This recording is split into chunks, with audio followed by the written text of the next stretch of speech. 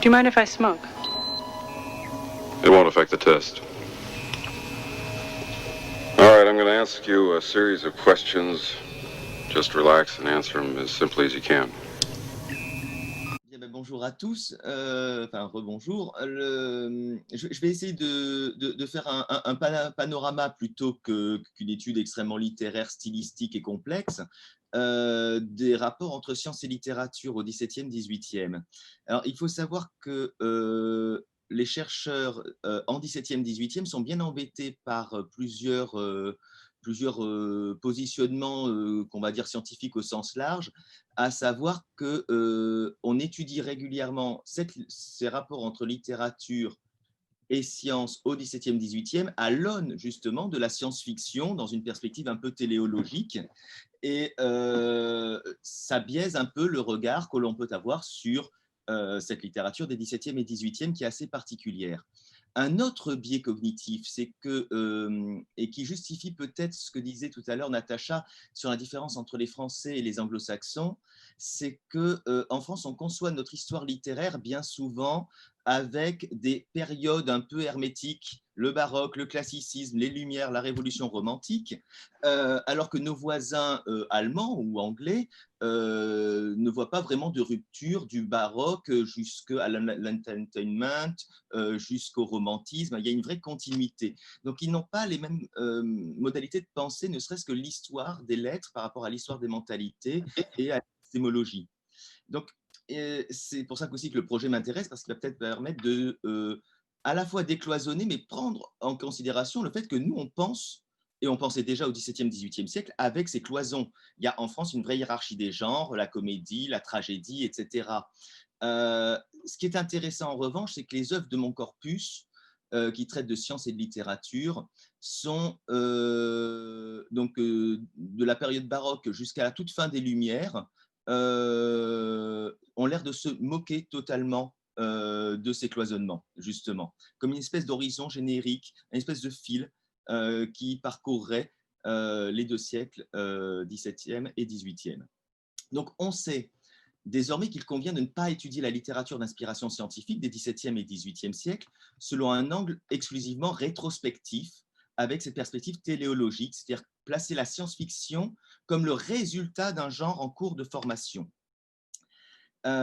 Si on étudie les conditions d'émergence, on se rend compte qu'on est en pleine période de bouleversement épistémologique, la fameuse crise de conscience européenne, que c'est-à-dire la deuxième crise, puisqu'il y a eu d'abord la découverte de l'Amérique, avant la révolution copernico-galiléenne, qui est en fait la révolution galiléenne, parce que Copernic, le pauvre, n'a pas été entendu comme il fallait. C'est donc la période de la naissance de la science moderne, avec des figures telles que Galilée, Descartes, Newton, et qui va poser un certain nombre de problèmes qui sont scientifico-philosophiques, et dont vont s'emparer justement scientifiques, au sens actuel du terme, et philosophes.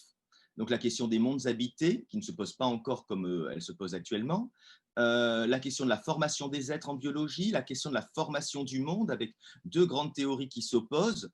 Alors c'est très intéressant, il y a une théorie plutonienne qui pense qu'il y a un feu central sous la Terre et que c'est ça qui a fabriqué la croûte terrestre. Ça a l'air pas mal comme idée. Et puis une autre idée qui est totalement opposée, c'est la théorie neptunienne, qui considère que la Terre, il n'y avait que de l'eau et que progressivement, les terres se sont formées par sédimentation. Et on considère les deux théories d'ailleurs comme totalement étanches. Donc on ne pense vraiment pas comme maintenant. Donc, quand on se penche sur cette littérature, il faut se pencher aussi sur les évolutions de cette société et le fait qu'il y a tout un travail qui n'est pas que littéraire, qui est un travail de salon, un travail d'influence, un travail politique, de réhabilitation du discours savant, de son influence dans le monde des salons, dans le monde de l'édition, dans le monde de la cour, évidemment, donc dans le monde politique des ministères.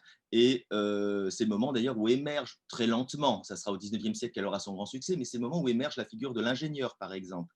C'est le moment où on commence à travailler sur la question non plus du mécénat de tel ou tel scientifique, mais d'une institutionnalisation de la science pour obtenir de vrais crédits de fonctionnement. Ça, c'est une question qui doit parler à beaucoup d'entre nous. Donc, Si on s'intéresse de près à ces ouvrages de littérature, j'y reviens, on se rend compte que cette littérature n'aurait pas dû exister si on écoute les scientifiques de l'époque. A priori, la naissance de la science moderne, c'est celle d'une nouvelle méthodologie qui est fondée sur le langage mathématique, l'expérimentation scientifique, et c'est le moment où on veut commencer à cloisonner, justement. Ce n'est pas le moment où on cloisonne. On veut commencer à cloisonner. On a fondé l'Académie française, on fonde sur l'exemple anglais l'Académie royale des sciences. Dans l'Académie royale des sciences, chacun a son siège en fonction de sa spécialité et tout doit être cloisonné. Alors, chez les scientifiques, il y a quand même une exigence qui est dans le règlement de 1699, qui est que les scientifiques doivent être à la fois hyper spécialisés, mais se réunir de temps en temps en interdisciplinarité, concept qui n'est donc pas si neuf, pour essayer de fertiliser leur recherche et peut-être même leur imagination. En revanche, on essaye de séparer science et littérature. Deux phrases que j'avais mises dans mon résumé de Galilée. La nature est écrite en langage mathématique. Aussi, autre phrase, ce n'est pas à la poésie que la nature se complaît. On doit, tout le discours de la science, ce sont des observations, des expérimentations ou bien du langage géométrique. Et c'est ce qu'ils ne cessent de répéter. Or, les scientifiques eux-mêmes vont se mettre les premiers à écrire des fictions à vocation scientifique. Tout un paradoxe comme une sorte de contradiction, mais parce qu'en fait, l'esprit de la Renaissance, de l'humanisme, de ce mélange des savoirs ou d'un savant total, complet, n'est pas mort et au contraire, ça reste un idéal, sauf qu'il devient un peu plus compliqué et donc ça devient un véritable défi stimulant. Donc on voit naître toute une littérature d'inspiration scientifique très différente de celle de la Renaissance, avec des textes marquants comme les États et empires de la Lune et du Soleil de Cyrano de Bergerac au milieu du XVIIe, les Entretiens sur la pluralité des mondes de Fontenelle en 1686, ou encore au XVIIIe, donc Micromégas de Voltaire, Le rêve d'Alembert de Diderot et tout un tas d'autres textes sur lesquels je reviendrai rapidement. Ces auteurs ne se servent pas simplement d'un nouveau matériau. Il ne s'agit pas juste d'un élément à la mode. Il y a vraiment l'envie de donner ce que j'ai appelé une vocation scientifique à leurs textes fictionnels. De Fontenelle à un certain Tiphaine de la Roche, en passant par Voltaire, tous veulent pas simplement diffuser des idées scientifiques, mais aussi diffuser, et c'est lié à l'esprit des Lumières, une méthode, une façon de penser ou de dire le monde. Comme ils savent que la nature est écrite en langage mathématique, ils savent aussi que l'atome n'est encore une fiction, mais tous en parlent, ils essayent, et ils savent aussi que l'imagination peut être un danger depuis les théories de Descartes, Malebranche, Gassendi, Pascal. Ils savent aussi que l'imagination permet de trouver des choses, parce que généralement, on réduit aussi le cartésianisme à une négation de l'imagination. Si on relit les méditations de Descartes, on se rend compte qu'en fait, non, il laisse une place importante à l'imagination. Et lui-même a écrit une sorte de fiction à vocation scientifique très bizarre qui s'appelle Le Monde, où il va essayer d'imaginer dans des espaces interstellaires lointains comment se serait formé notre monde. Il essaie de refaire une création du monde selon les principes de la physique. Bon, c'est une physique erronée, mais le processus est là. Donc, ce sont des auteurs qui ont contribué finalement en fondant l'épistémologie dite moderne. Quand je dis moderne, c'est 17e, 18e, au sens de l'époque moderne. En fondant l'épistémologie moderne, ils se sont intéressés à la question des erreurs de l'imagination, mais aussi de l'imagination comme secours de la science. Car la science moderne est encore fragile, constatent-ils tous. On sait bien ce qu'il faudrait mener comme expérience pour prouver telle idée. On en a l'idée, c'est-à-dire, ne serait-ce que pour prouver que la Lune est habitée ou non, il faudrait y aller. C'est ça l'expérimentation scientifique. Or, comme on ne peut pas le faire, on va l'imaginer. C'est ce que fait aussi Cyrano au point de départ de son roman étrange et baroque, en disant « Je ne pourrais m'ôter de ce doute si je ne monte jusque-là ». Et évidemment, à partir de là, il va inventer quelque chose de totalement fantaisiste. Mais quand même. Cette littérature, en France, on a deux grands hypotextes, deux textes un peu fondateurs. Les fondateurs de ce que j'ai appelé les fictions à vocation scientifique ne sont pas français. On a le tout premier, avant Descartes, c'est Kepler, qui a écrit un songe ou astronomie lunaire au tout début du XVIIe siècle, qui est sorti à titre posthume dans les années 1630, je crois, mais écrit en latin, mais désormais traduit.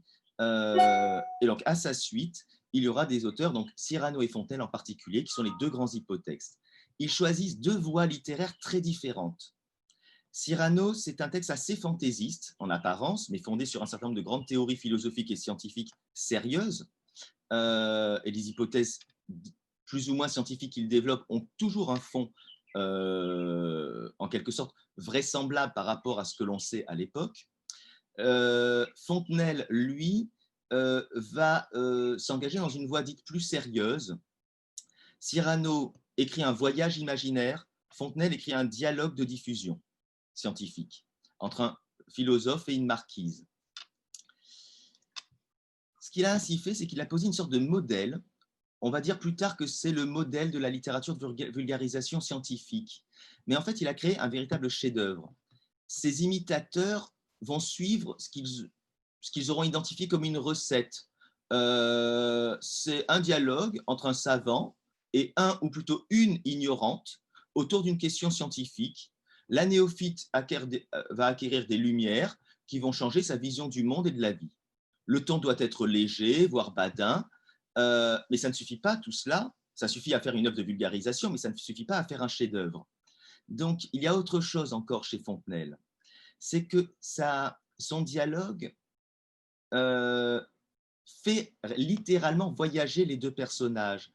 Au début de chacun des soirs, c'est comme ça qu'il appelle ses chapitres, au début de chacun des chapitres où les deux personnages vont se réunir dans le parc pour discuter de l'astronomie, ils disent « poursuivons notre voyage des planètes ». C'est-à-dire que parler de science, c'est déjà s'échapper dans l'imagination, ou plutôt dans l'imaginaire. Et là, il a créé quelque chose, une sorte de lien ténu de la conversation, de quelque chose qui pourrait avoir l'air très sérieux. On peut partir ailleurs et même très loin. Ce qui autorise cette évasion, ce qui semble être une évasion, c'est justement le glissement entre hypothèse et imaginaire. Une hypothèse, c'est quelque chose qu'on n'est pas encore en mesure de prouver. Donc, autant aller visiter ce nouveau monde que pose l'hypothèse scientifique. Donc, il y a eu pas mal d'épigones, je vous en cite quelques-uns, mais rien que leurs noms vous montreront qu'ils n'ont pas eu beaucoup de succès, puisqu'a priori, vous ne devriez pas les connaître. L'abbé Pluche, au nom amusant, Francesco Algarotti, qui est quand même le plus connu, Gilles-Augustin Bazin, Breil de Pontbriand, Gilles Basset-Desrosiers, donc autant d'inconnus qui ont eu très peu de succès, jusqu'à quand même quelqu'un de très connu qui s'oppose à Fontenelle tout en l'imitant, l'astronome Deslandes de la fin du XVIIIe, que doivent connaître, je pense, tous ceux qui travaillent sur l'astronomie. Donc, des auteurs inconnus et qui ont généralisé comme sa recette didactique, en tout cas, ou pseudo-littéraire dans leur cas, à d'autres sciences. Donc, on va traiter ainsi en dialogue de l'histoire des insectes. Il y aura des dialogues justement sur les théories des marées, sur jusqu'à Bernard Saint-Pierre qui fera un dialogue sur les fruits, les fleurs et les arbres, avec une perspective dont certains disent qu'elle est pré-écologique. C'est un petit peu discutable. Donc, les recettes ne fonctionnent pas. En fait, ce qui est en jeu dans les réussites de ces fictions à vocation scientifique, c'est la double exigence. Une forme de vraisemblance à l'intérieur même du texte littéraire d'un côté et d'accepter certaines contraintes ou exigences du discours scientifique. De bien marquer que le texte, par un aspect parodique ou comique notamment, marque quand il s'évade, qu'il n'est plus dans quelque chose auquel on peut croire, et qu'on distingue bien ce qui est sérieux de ce qui ne l'est pas véritablement. Et il y a des degrés entre le vraisemblable, le probable, le possible, qui sont marqués dans l'écriture.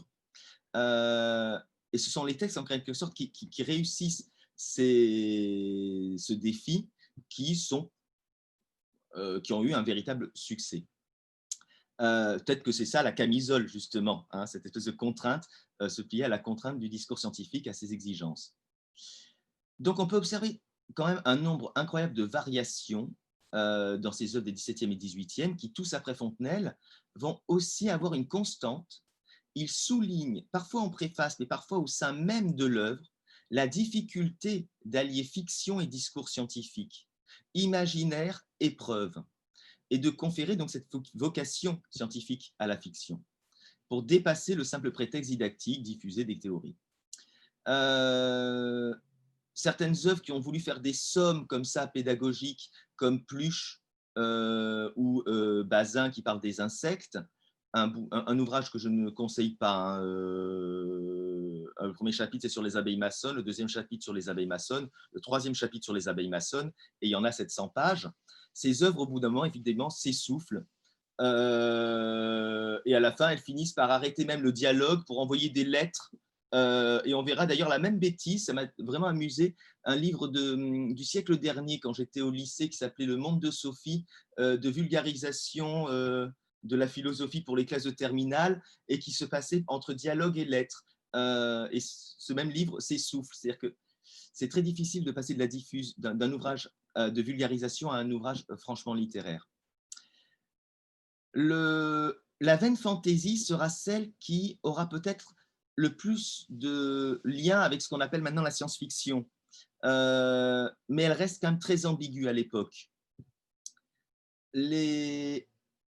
Dans l'ouvrage Le Somnium, le songe de Kepler, il y a un paratexte d'une très haute densité scientifique qui vient éclairer une fiction qui se donne comme une allégorie. En gros, c'est un personnage, le narrateur, qui rêve. Dans son rêve, il rejoint sa mère qui est une sorcière qui trouve un moyen de l'envoyer sur la Lune, donc absolument rien de scientifique. Mais Kepler rajoute tout un tas de notes, mais il y a 4 fois plus, en termes de pages, 4 fois plus de notes que de fiction, pour expliquer à quel point ceci veut dire cela, que s'il dit ceci de la Lune, c'est parce qu'en fait on a observé qu'il y avait des cratères, des trous, et que les habitants devaient vivre sans doute dans les profondeurs sous la croûte lunaire. Euh, donc c'est un texte extrêmement bizarre qui est littéraire avec des notes scientifiques. Cyrano, lui, va essayer de mêler les deux.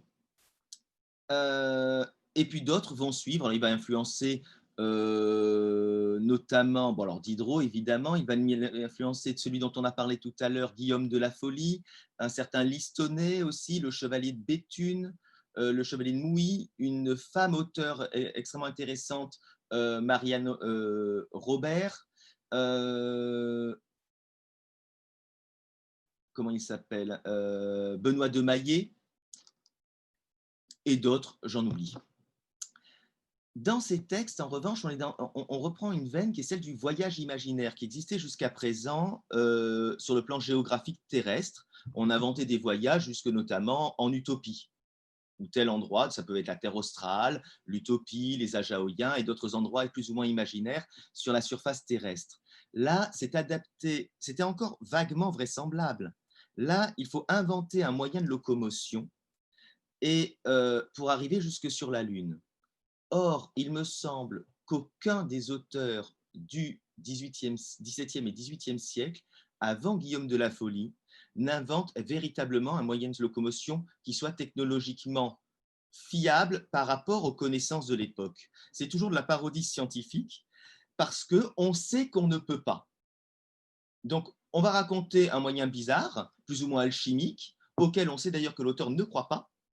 Par exemple, Cyrano avait inventé une fausse fusée à un moment, mais il n'arrive pas à atteindre la Lune et il va se retrouver tout seul, perdu dans l'espace. Mais pour entrer dans sa fusée, il s'était enduit le corps d'un espèce de produit pour pouvoir glisser dans sa fusée, et c'était de la moelle de bœuf. Et là, il explique que, comme on sait, et ça c'est une espèce de vieille croyance alchimique, la Lune est attirée par la moelle de bœuf, et donc, c'est non pas une attraction parce qu'on ne la connaît pas, hein, il n'y a pas encore une Newton en 1645, c'est la moelle de bœuf qui va être attirée par la Lune et l'amener sur la Lune. Donc absolument rien de scientifique, mais que du parodique. Et la plupart des œuvres de science et littérature, la plupart des fictions à vocation scientifique de l'époque manifestent cette ambiguïté. On la voit dans un ouvrage très étrange, le Téliamède, 1748, qui lui s'intéresse à la formation de la Terre. Il développe la fameuse théorie neptunienne, donc la Terre a été formée par les eaux et non par le feu central. Eh bien, dans cet ouvrage, il y a deux préfaces. L'une qui se réclame de Cyrano et de sa fantaisie, totalement folle, et l'autre qui affiche une parenté avec Fontenelle et avec l'idée quand même de scientificité du discours. Et toute l'œuvre va essayer de montrer que nous venons tous de la mer, en multipliant à la fois des preuves techniques et des preuves fictionnelles inventées qui paraissent crédibles, c'est-à-dire qu'un des personnages invente un outil qui permet de mesurer le niveau de la mer pendant des siècles, ce qui m'a l'air plutôt pertinent, et qui est original pour le 18e. Hein. Sauf que c'est une fiction, mais ça a l'air vraisemblable. Il s'appuie sur des ouvrages de l'époque et des témoignages, mais il va mélanger aussi bien des témoignages de vrais scientifiques que de marins qui sont persuadés d'avoir vu des sirènes. Et des autres tritons et autres monstres bizarres, auxquels j'en sais que l'auteur ne croit pas vraiment. Donc, le fait de mélanger vraies et fausses preuves, de nos jours, on dirait que c'est un complotiste. Mais ce n'est pas le cas, ça n'existe pas. Et donc, ça rend la réception même de ces ouvrages ambigus.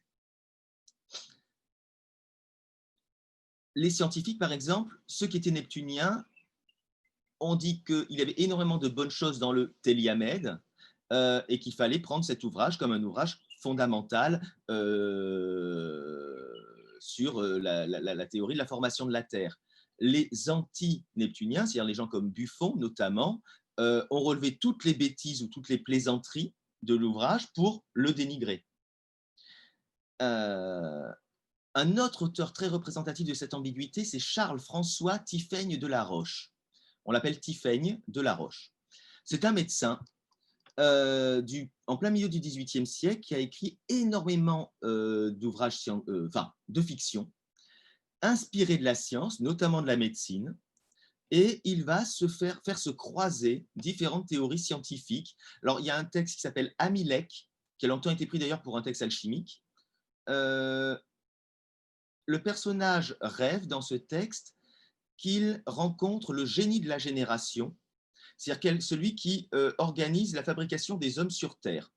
Et en fait, on se retrouve dans une espèce d'étrange allégorie qui va expliquer comment se forment les germes, disait-on à l'époque, dans les parties de l'homme et ou de la femme qui vont donner lieu à un être humain.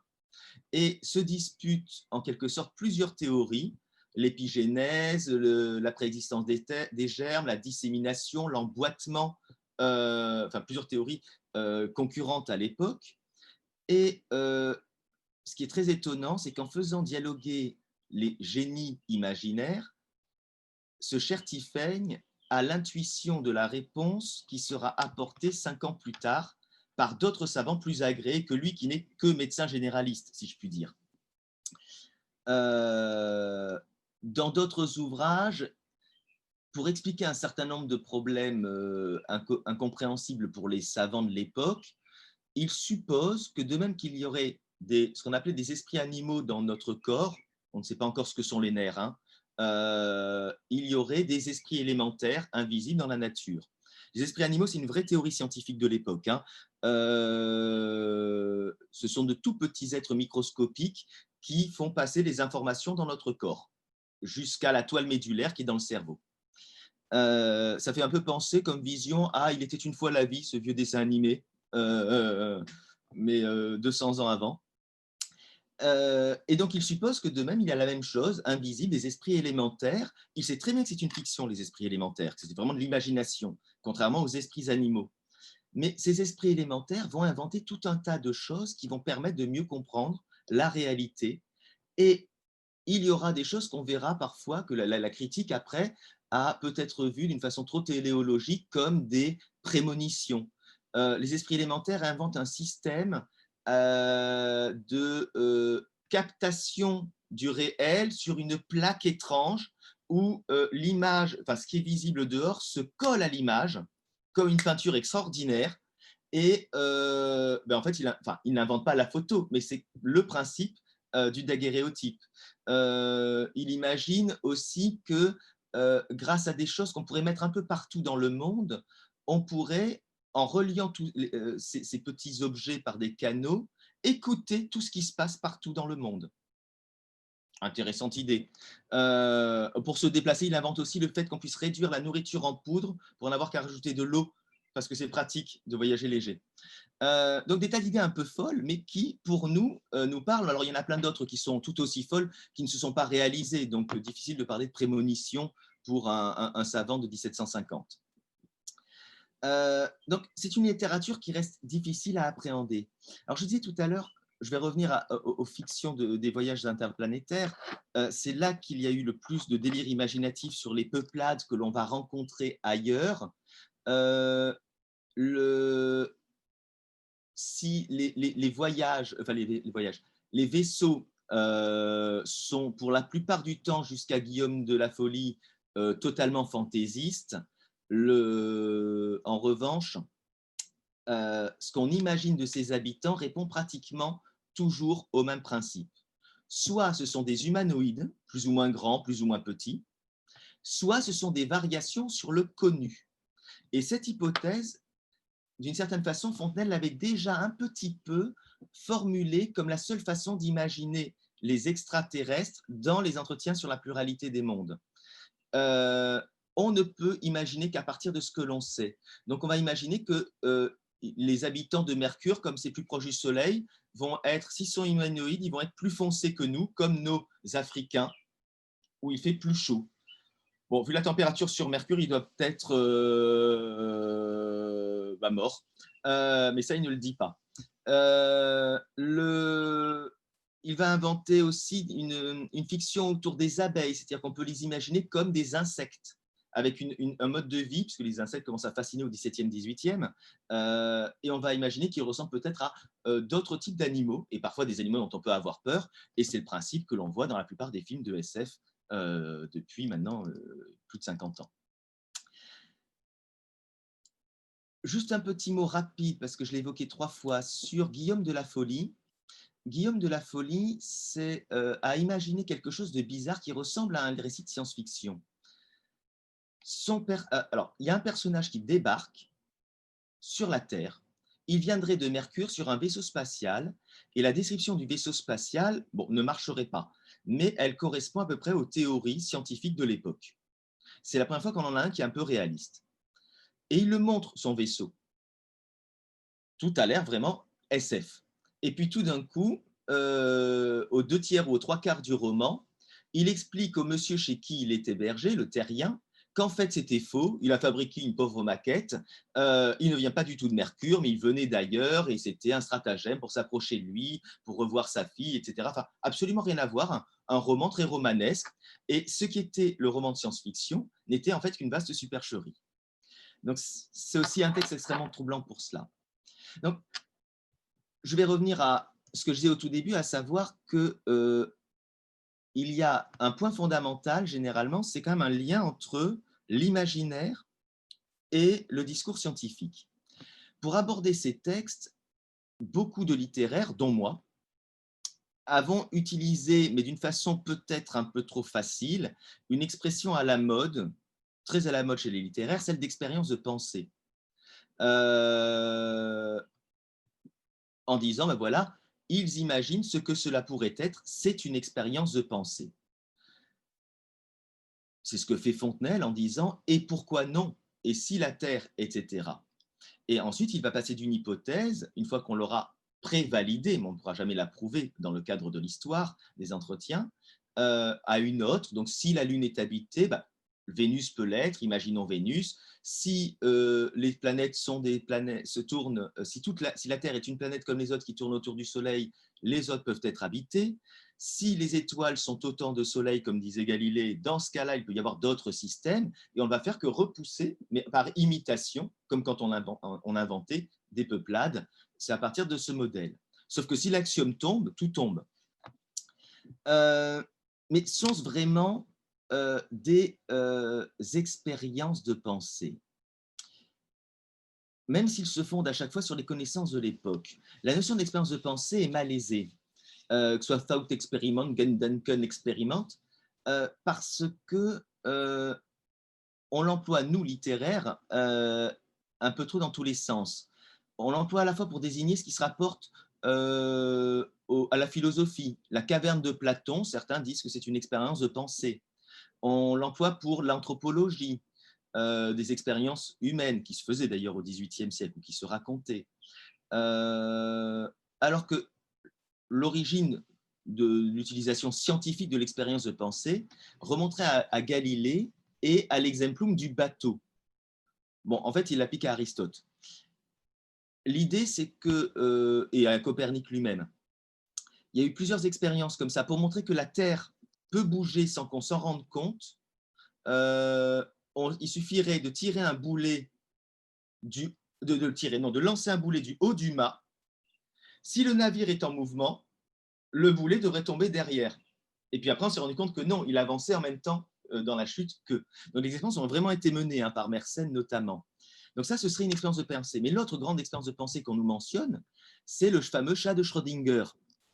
Mais autant l'expérience du boulet, on peut la mener, autant le chat de Schrödinger, qui est vraiment une allégorie au sens d'analyse du texte, c'est-à-dire que le chat incarne une particule, on peut difficilement la mener de sorte à la rendre concrète. Donc, Galilée, le bateau, c'est une métonymie de la Terre qui tourne en même temps que son atmosphère, une preuve qui est pragmatique et réalisable. Chez Fontenelle, quand il développe une hypothèse, il n'y a jamais de risque d'invalidation de ce qu'il raconte. S'il n'y a pas d'habitants sur la Lune, ça ne signifie pas qu'il n'y en ait pas ailleurs.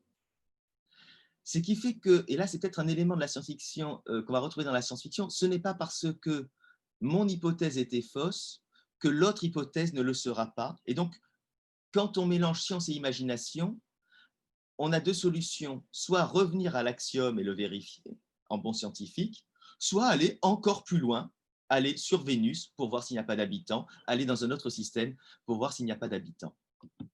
Donc c'est une notion d'expérience de pensée qui peut être opérante pour parler de ses œuvres, mais avec un prisme définitoire qui est peut-être trop large, parce qu'elle occulte aussi la dimension littéraire des textes.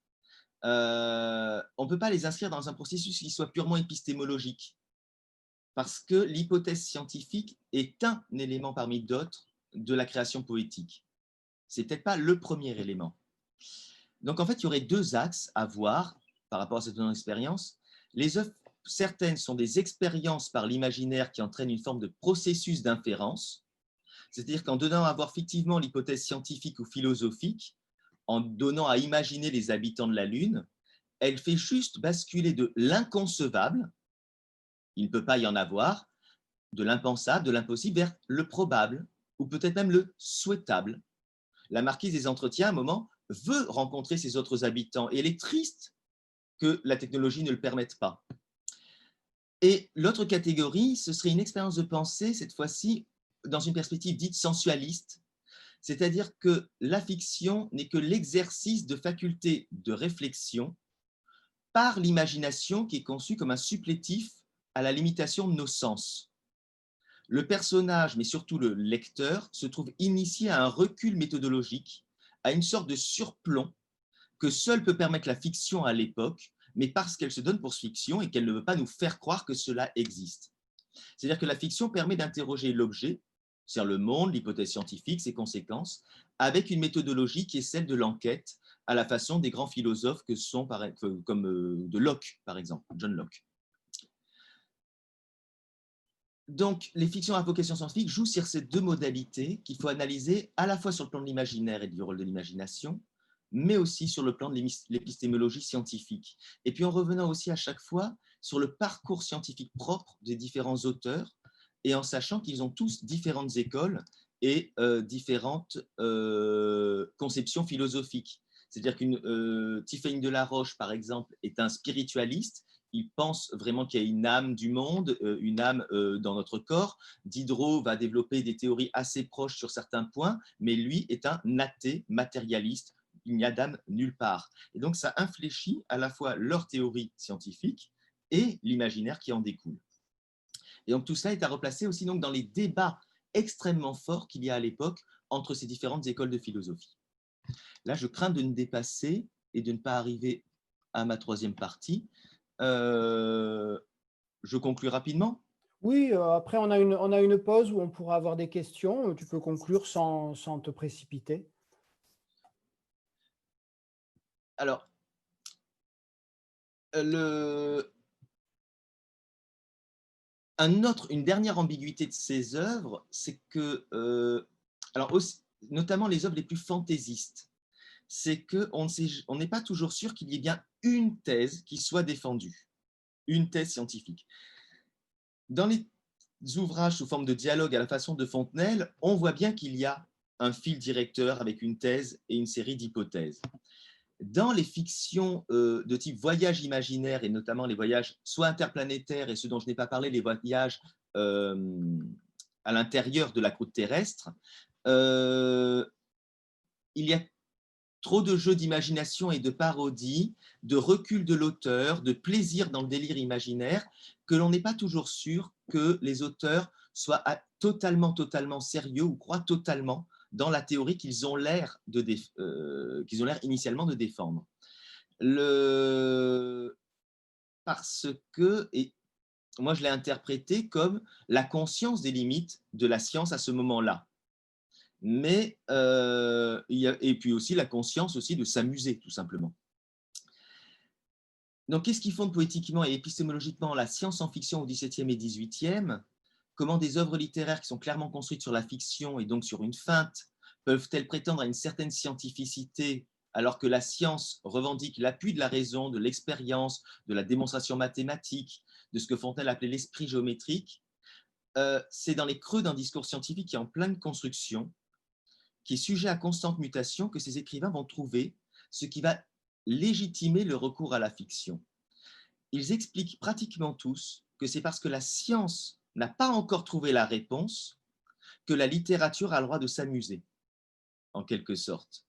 Et donc, il n'y a pas le même degré de sérieux que ce qu'on va voir plus tard, ne serait-ce que, enfin, soit dans la science-fiction du XXe siècle, soit déjà chez Jules Verne, qui veut poser les choses comme étant fondées. D'ailleurs, au début de La Terre à la Lune, Jules Verne cite Cyrano et Fontenelle en disant, bon, eux, ils ne savaient pas trop ce qu'ils faisaient, nous, c'est autre chose, dit un des personnages du Gun Club, on sait, on pose, on maîtrise la science et on sait où l'on va. Ceci n'est pas une fiction. Évidemment, tout le lecteur sait que c'est une fiction, mais il dit ceci n'est pas une fiction, c'est la vérité, en s'opposant aux autres. Donc, ce n'est pas exactement le même rapport entre fiction et science, puisque la faiblesse de la science devient une autorisation à la fiction de venir suppléer pour découvrir, pour jouer, ou peut-être découvrir des choses. Et je ne suis pas certain, je crois qu'il n'y a pas la même dimension projective vers un futur, que cette suppléance dans la science-fiction est plus projective, c'est-à-dire plus orientée vers ce que l'on va trouver plus tard. Voilà, je m'arrête là. Merci beaucoup, c'est passionnant. Alors en fait, là, on a une longue pause. Et ce que je vous propose, c'est qu'on soit dans la discussion. Vous pouvez aussi en profiter pour prendre un café, faire ce que vous voulez. Mais peut-être que, en premier lieu, si vous avez des questions pour Natacha et pour Guillaume, ce que je vous propose, c'est, si vous avez l'habitude de Zoom, vous pouvez lever la main. Lever la main virtuellement. Si vous affichez les participants, vous avez différentes options de vous, dont une qui est de lever la main. Et dans ce cas-là, je verrai une petite main bleue s'afficher. Mais si vous ne trouvez pas, ce n'est pas grave. Levez la main réellement, je vous verrai, ou prenez la parole si jamais personne n'est en train de parler. Je vois que Julien voulait intervenir, donc je te passe la parole, Julien, vas-y. Et n'oubliez pas d'enlever la main une fois que vous avez pris la parole. Merci beaucoup, Franck. C'est bon, vous m'entendez? Oui. Alors merci, je voulais remercier Natacha et Guilhem pour les présentations qui ont été faites. Je voulais juste apporter quelques éléments qui pourraient compléter un peu le problème qu'on essaie de se poser, en fait, les questions qu'on se pose. Parce que je pense que c'est important d'essayer de comprendre que tous les termes avec lesquels on travaille sont quand même des termes qui sont extrêmement polysémiques. hein. Alors tout à l'heure, Guilhem, tu as utilisé vers la fin de ton exposé la fiction comme feinte. Et effectivement, quand on pense à la fiction, on pense d'abord à la fiction en tant qu'illusion, en tant que mensonge, mais il y a aussi d'autres manières de définir ce qu'est la fiction. Et je pense que lorsque les scientifiques, aujourd'hui, les scientifiques modernes utilisent utilisent des fictions sous différentes modalités. Enfin, je pense que vous le savez mieux que moi, puisqu'il y a plein de scientifiques dans cette conversation. Je pense qu'il y a des fictions qui sont, par exemple, des simulations, des scénarios, des modèles. Et donc, tous ces outils fictionnels, enfin, voilà, ce sont des fictions en tant qu'outils qui vont permettre de produire des connaissances scientifiques. Donc là, c'est une autre conception un peu de qu'est-ce que c'est que la fiction. Et là, je ne pense pas que lorsque des scientifiques font des simulations, par exemple, écrivent des scénarios ou produisent des modèles, je ne pense pas qu'ils considèrent que la fiction est une feinte ou une illusion, hein. Je pense que pour eux, c'est un outil de travail qui va leur permettre, hein, qui s'inscrit dans un processus de production de connaissances. Donc, c'était juste pour le mot de fiction. Après, bon, c'est pareil, science et littérature, ce sont des mots qui ont une histoire et qui n'ont pas les mêmes définitions. Alors, qu'est-ce que c'est que la littérature au XVIIe, XVIIIe siècle? Moi, je ne suis pas du tout spécialiste, hein, de ces siècles-là. Moi, je travaille plutôt sur le XXe. Mais j'ai juste une référence qui peut nous être utile, peut-être si vous connaissez ou pas. C'est le livre de Vincent de Baën, L'adieu au voyage. Alors, lui, il s'intéresse à une science en particulier qui est l'ethnologie et à son rapport à la littérature. Et donc, l'ethnologie en France, et il note qu'il y a une particularité de cette discipline en France, hein, c'est-à-dire que tous les grands ethnologues français ont écrit 2 livres. Un livre qui présente une monographie, hein, d'une population qu'ils ont observée en Afrique, en Amazonie, etc., qui utilise un discours très scientifique avec plein de concepts et tout ça, et un livre plus littéraire où ils vont raconter leur voyage, hein, qui est d'ailleurs pas édité chez le même éditeur. Et donc, ils s'intéressent sur ce double livre de l'ethnologue français. Et donc, si je vous en parle, c'est parce que, en fait, dans ce livre, il y a une introduction qui est très bien, dans lequel il fait une sorte de généalogie, hein, de ces discussions entre science et littérature.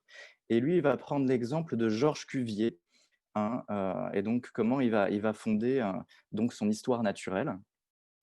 Et donc, je vais juste vous citer un passage parce que c'est important sur comment on définit en fait la science et la littérature.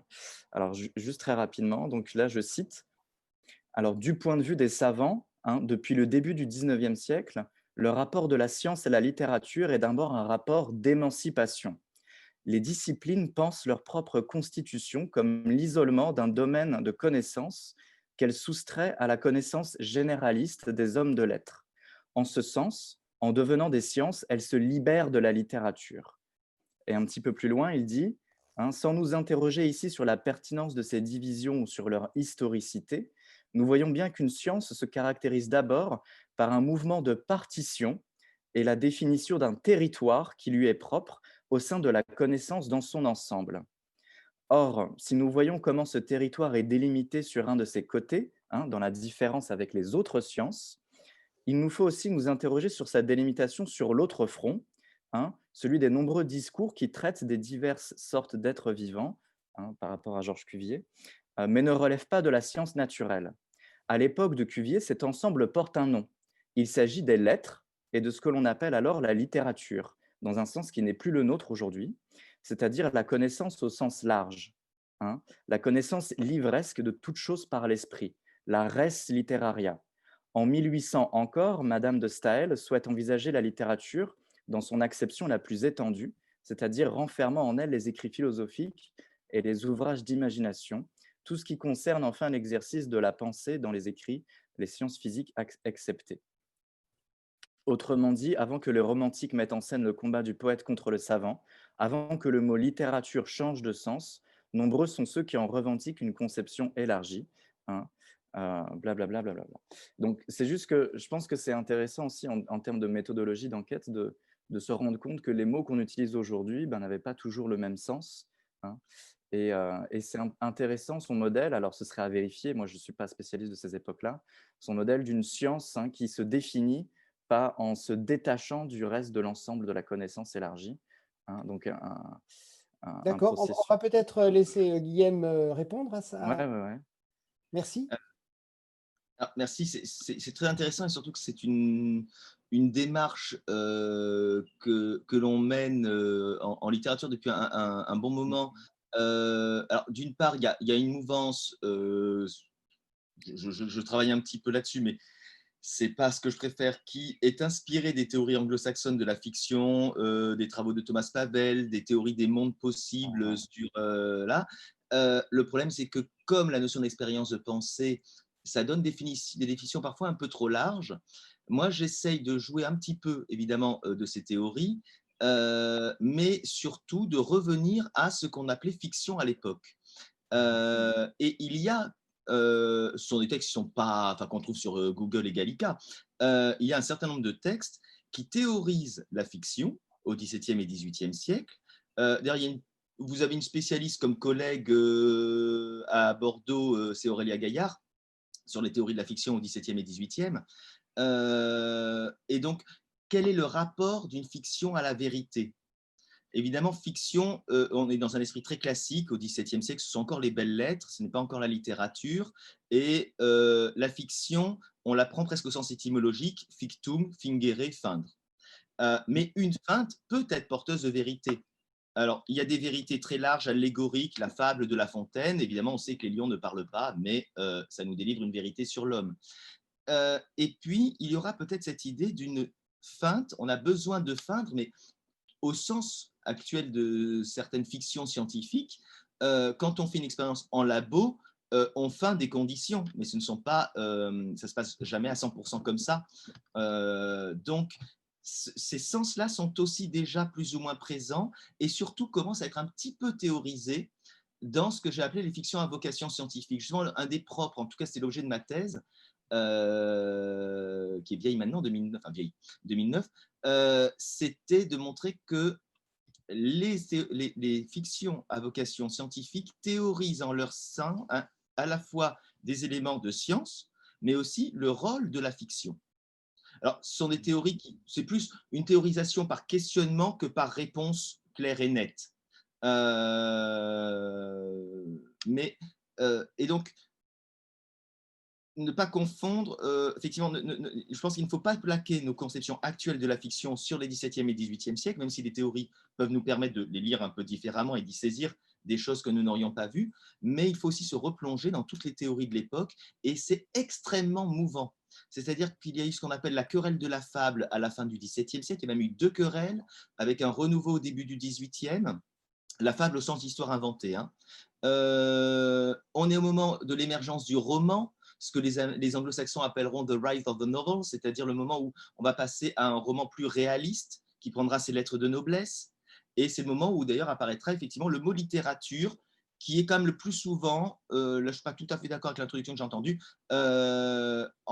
le terme va se figer avant la période romantique, dans un sens un peu plus resserré, que justement les belles lettres. C'est les belles lettres qui comprennent tout ce qui est écrit, à partir du moment où c'est bien écrit et où il y a un savoir.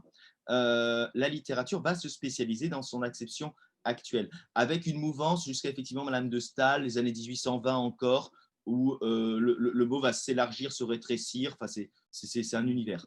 Mais dès qu'on a le mot littérature, on a un autre élément important qui apparaît, c'est la notion d'originalité chez un auteur, qui n'était pas, évidemment que Racine était original, mais ce n'était pas le critère pour dire ce qu'était une belle œuvre. Donc, c'est très, très, très fluctuant et très, très complexe, justement, parce qu'en plus, différentes conceptions de la fiction coexistent au même moment. Okay. Donc, voilà. Alors, il y avait Natacha qui voulait réagir. Je glisse juste une petite remarque par rapport au terme que tu employais, fiction, pour les modélisations, les simulations, les scénarios scientifiques. Ça n'a pas, bien sûr, je comprends tout à fait ton point de vue et c'est une des pistes intéressantes. Ce n'est pas du tout un terme que l'on emploie, fiction en sciences. La raison est qu'en fait, les fictions dont tu parles en sciences ne sont pas des finalités en soi. C'est-à-dire qu'on va les confronter à des observations, à la contrainte du réel, et on va les démolir toutes les unes après les autres, et on va en garder quelques-unes qui tiendront le temps qu'elles tiendront. Donc, ce n'est pas une finalité, tandis qu'une fiction littéraire, même si elle a été complètement dépassée par notre vision du système solaire, par exemple, eh bien, elle est toujours d'actualité. elle est toujours, on peut toujours, la fiction, dès lors qu'elle est invalidée en sciences, elle disparaît. Elle peut avoir un intérêt épistémologique, mais elle ne fait plus partie de ce corpus-là. Mais Natacha voulait… Oui, mais non, mais c'est très intéressant ce que tu disais, Franck. Moi, j'apprends beaucoup de choses ce matin, donc je suis vraiment très, très contente. Au moins, je comprends des choses et des précisions. Alors, juste par rapport à ce que disait Julien, je crois que sa remarque est tout à fait juste. C'est-à-dire que dans la méthodologie de recherche, il y aura un moment où il faudra bien sûr se pencher sur la définition donc précise des termes. Il y a toujours une difficulté, par exemple, à définir la science-fiction et parfois certains auteurs d'ailleurs s'en amusent, mais il faudra quand même qu'à un moment donné, bien sûr, on se confronte à ces termes et je crois que pour revenir à ce que disait Guillaume, je pense que replacer ces définitions de termes dans une perspective donc historique et chronologique, c'est tout à fait pertinent et ce sera tout à fait pertinent pour essayer bien sûr de théoriser donc ces rapports entre science et fiction. Je pense que ça, ce sera un travail de recherche préalable que nous ferons peut-être en lien avec bien sûr donc des collègues littéraires, mais ça c'est quelque chose de tout à fait intéressant et de tout à fait nécessaire pour qu'on soit complètement dans une démarche scientifique. Voilà, donc merci Julien pour cette remarque qui pour moi est tout à fait pertinente. La deuxième chose, c'est que je voulais remercier Guillaume pour vraiment pour cette intervention qui est tout à fait intéressante et qui, pour ma part, là aussi dans une perspective historique, je pense que voilà toutes les œuvres que tu as évoquées. Et puis cette idée qu'en fait la littérature, elle s'inscrit dans ce creux du discours scientifique en train de se former entre le XVIIe et le XVIIIe siècle, ça je trouve ça très important parce que dans finalement l'histoire, si on veut essayer de retracer une histoire de la science-fiction ou de la proto-science-fiction, je crois que là on est tout à fait dans une littérature qui serait un chaînon manquant en fait de cette histoire. Et donc ça c'est vraiment intéressant parce que ça prouve que notre projet permettra aussi, je pense, d'éclaircir ou d'éclairer complètement cette histoire de la science-fiction, qui évidemment ne s'appelait pas science-fiction à cette époque. Puis dernier point, quand tu as parlé de l'histoire des insectes, donc certains d'entre vous le savent, j'ai beaucoup travaillé à un moment donné sur les fourmis et les représentations en fait des insectes et des fourmis dans la littérature, c'est un exemple parfait justement de l'idée que tu nous as donnée, c'est-à-dire qu'on va passer d'un discours scientifique au XIXe siècle, avec notamment les écrits du professeur Fabre, qui a posé vraiment les bases donc, de l'observation entomologique. Et puis petit à petit, eh bien, la thématique va glisser complètement vers la fiction. Mais c'est une fiction spécifique, cette fiction des insectes, qui va complètement se servir donc du discours scientifique, avec par exemple L'homme-fourmi en 1901 de Henri Nairre, ou notre exemple qui est Raymond de Rienzi, Les Formiciens, donc en 1936. Vous voyez, donc ça, c'est vraiment, je pense, un exemple qui permet aussi de tisser des liens entre les époques. Et peut-être que la science, c'est justement ce fil rouge qui va nous permettre on va dire, de concrétiser et de réfléchir à une histoire plus globale de la science-fiction et de l'anticipation. Merci à tous les deux. Super. Est-ce qu'il y aurait… Oui, vas-y Guillaume. Rebondir sur ce que tu avais dit à l'instant, Franck, c'était Fontenelle, c'est aussi donc, le secrétaire perpétuel de l'Académie des sciences à son époque, et c'est dans l'histoire des mentalités, dans l'histoire des idées plutôt, on dit souvent que c'est peut-être le premier épistémologue français. Il invente en quelque sorte l'histoire des sciences et la philosophie des sciences, et il explique que l'histoire de la vérité scientifique n'est qu'une série de fables dont on démontre sans cesse qu'elles sont fausses pour pouvoir progresser. Et c'est déjà du Bachelard avant la lettre. Il y a cette idée que d'une erreur scientifique, ça c'est une idée très bachelardienne, d'une erreur scientifique peut toujours naître une beauté poétique. Donc même si ça confirme… Alors, en tout cas, si parmi les gens qui sont là, si vous n'avez pas lu les entretiens sur la pluralité des mondes. Je vous conseille vraiment, c'est court, c'est sur Gallica, donc c'est public. Et pour moi, je ne suis pas du tout professionnel de ça, c'est qu'en amateur. Il y a pour moi, si j'imagine un espèce d'arbre phylogénique de la SF, mais aussi de la communication scientifique, je parle de communication scientifique, pas de science. Pour moi, Fontenelle, c'est un peu un ancêtre commun, parce que, comme l'a dit Guillaume, il y a cette précision dans ces textes, dans l'imagination, de bien distinguer ce qui est de la spéculation et ce qui est la contrainte. Finalement, Fontenelle, il utilise bien ce concept de camisole. Il dit voilà ce qu'on sait, voilà la contrainte de ce qu'on connaît, et voilà tout ce qui est possible à l'imagination. Mais il dit bien, et notamment parfois, il donne plusieurs options. Il dit peut-être que c'est comme ça, ou peut-être que c'est autrement. C'est assez fascinant, et moi je vais juste, c'est très court, lire un truc qui m'avait fasciné, parce que comme on travaille sur les systèmes, on est plusieurs à travailler sur la formation des planètes. Excusez-moi juste que je le retrouve. C'est une fulgurance qu'il a eue dans ses analogies. Donc dans ses entretiens, la dame avec qui il discute lui dit « Oui, je vous vois venir, vous êtes en train de me dire que les étoiles, finalement, ce sont des soleils. On ne les voit pas assez bien pour les reconnaître comme tels, mais les étoiles sont des soleils. Et comme notre Soleil a des planètes, elles doivent avoir des planètes. Et comme ces planètes ont des humains, ont de la vie, ça doit être pareil, etc. » Mais est-ce que ça suffit? Est-ce que vraiment vous pouvez nous démontrer ça? Et là, il dit très bien, il dit que, en fait, il dit que sais-je, un tourbillon, alors ce qu'il appelait les tourbillons, pour lui, c'est un peu les systèmes planétaires, c'est les tourbillons de Descartes. Il dit que sais-je, un tourbillon a plus de planètes qui tournent autour de son Soleil, un autre en a moins. Dans l'un, il y a des planètes subalternes et qui tournent autour de planètes plus grandes. Dans l'autre, il y en a point. Ici, elles sont toutes ramassées autour de leur étoile. Alors ça doit faire rigolation parce que la plupart des systèmes planétaires que l'on observe, ils sont extrêmement compacts autour de leur étoile. Et donc font comme un petit peloton, au-delà duquel s'étend un grand espace vide et qui va jusqu'au tourbillon voisin. Donc il a cette capacité, au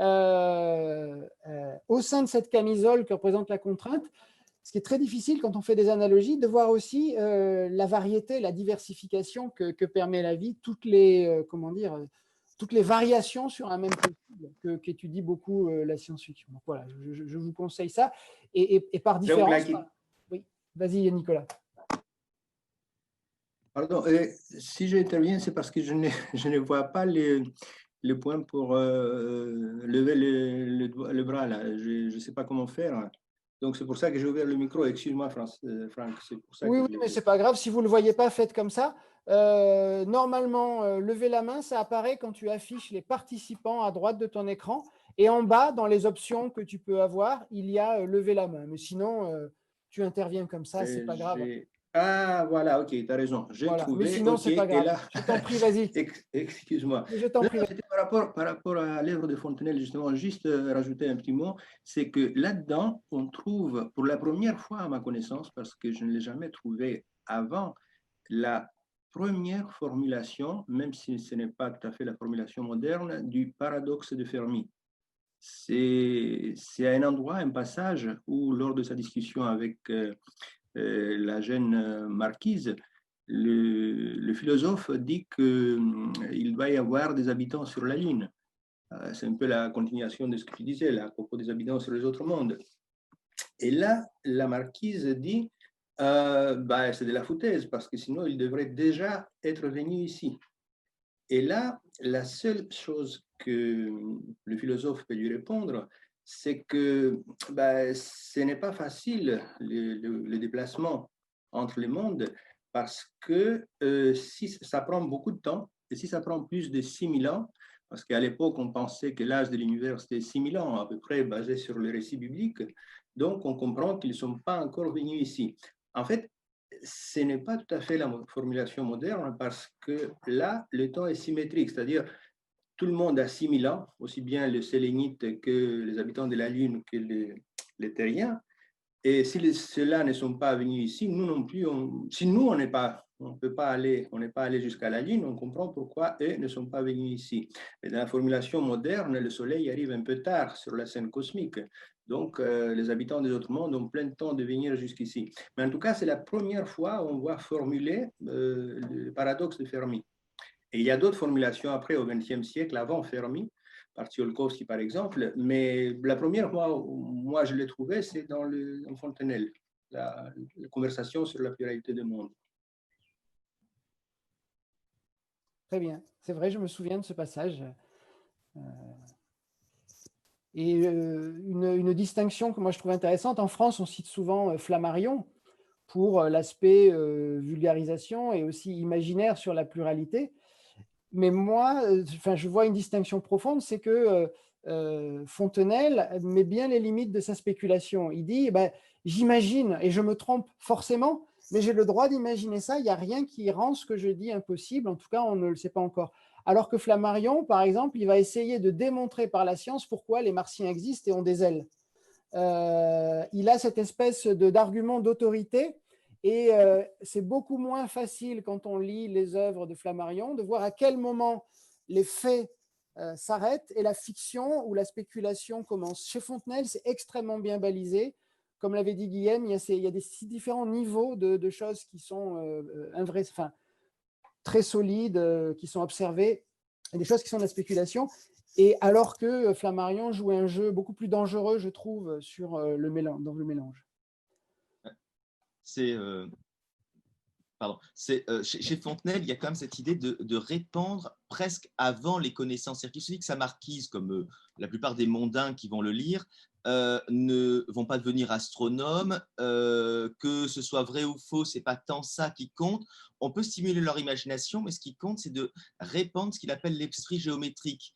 Dans la préface de son traité sur l'utilité des mathématiques, il dit qu'il faut répondre dans le monde entier et dans tous les domaines du savoir l'esprit géométrique, c'est son expression, c'est-à-dire un sens de la méthode, et puis ce principe très lockéen et puis très propre aux Lumières, de savoir où s'arrête ma connaissance. Mais c'est aussi socratique, le fameux « je sais que je ne sais rien », savoir où ça s'arrête. Ce n'est pas encore ce positivisme fou du 19e siècle, un peu trop confiant, qu'on aura avec Flammarion, effectivement.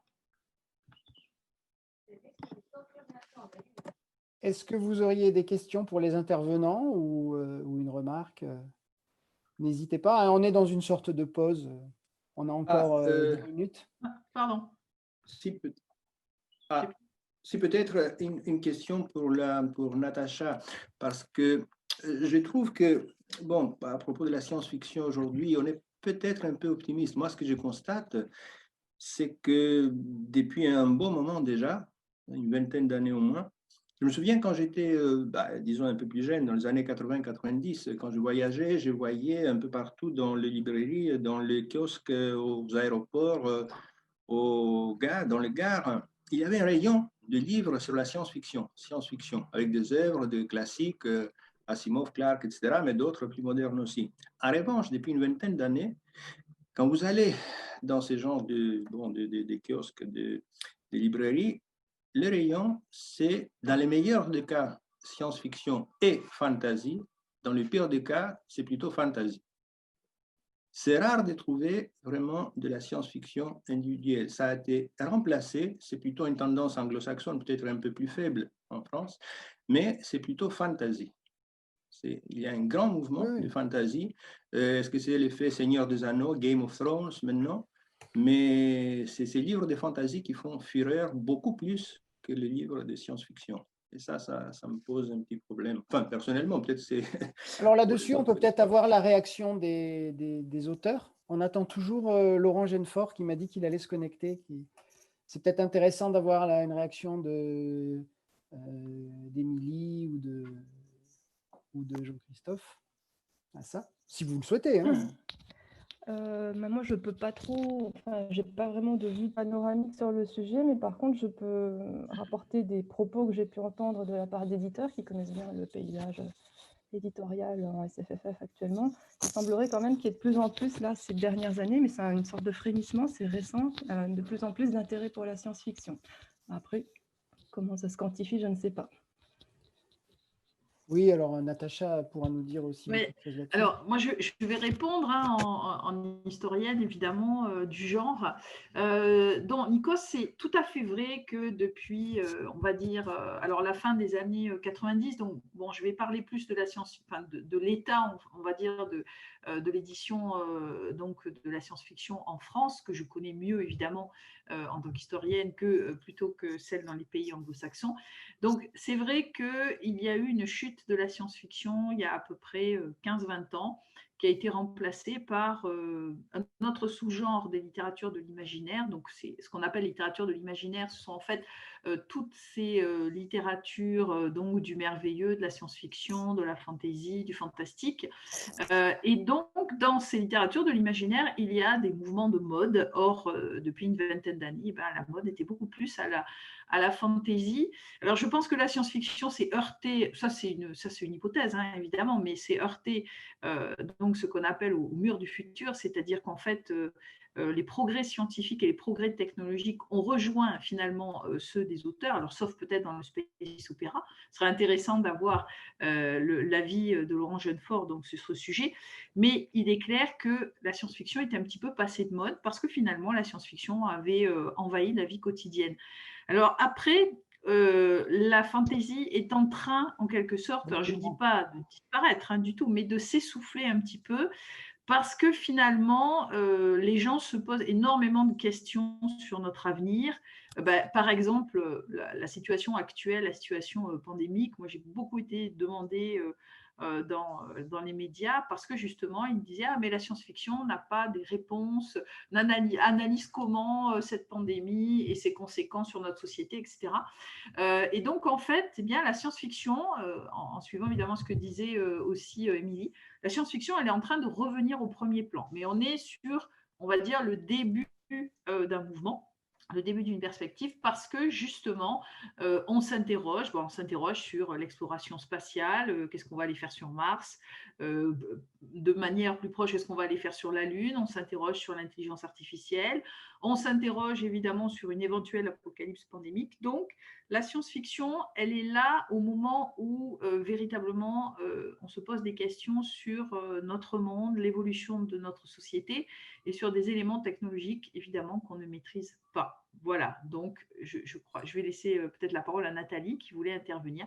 Mais on est, Nico, sur un mouvement qui va, je pense, se développer de plus en plus. Alors juste, je reprends la parole, juste une minute pour vous dire que dans 5 minutes, donc, on aura la présentation de Sean Raymond.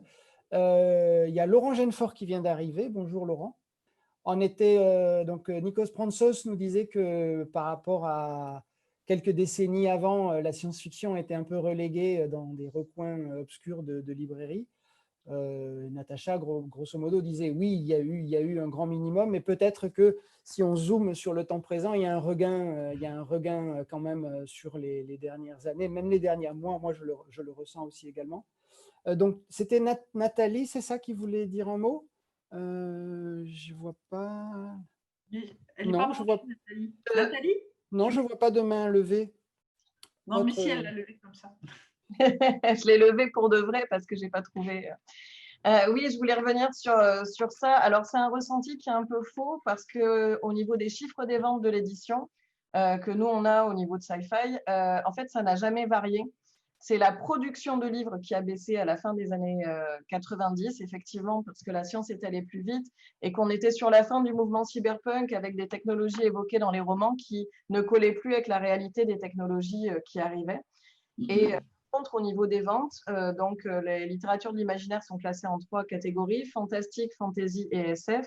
Et c'est le fantastique qui écrase le marché. Il faut savoir que dans le fantastique, on colle Harry Potter, par exemple. Donc, vous imaginez bien les chiffres de vente de ces sagas.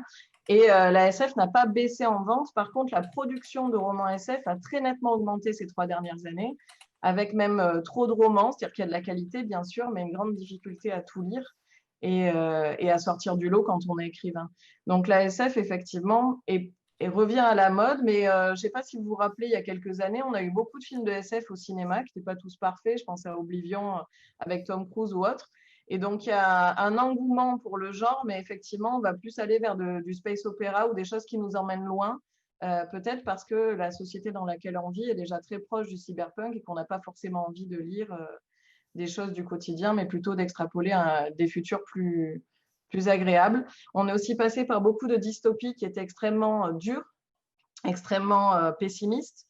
Et ça, c'est pareil, je pense que la pandémie qu'on vit cette année fait que le lectorat n'a plus envie de lire des choses comme ça et que tout ce qui va aller vers l'utopie et le space opéra va plus attirer le public. On le voit dans les sorties des derniers mois. Voilà. Merci Nathalie. On va passer à Sean, juste pour illustrer ce que vous dites. Il y a quelques temps, j'étais dans un aéroport en Angleterre, dans une librairie, et le rayon était indiqué « Science, dystopie ». Voilà, c'était dystopia, science and dystopia. Voilà, c'était la terminologie qui était utilisée pour ce rayon-là.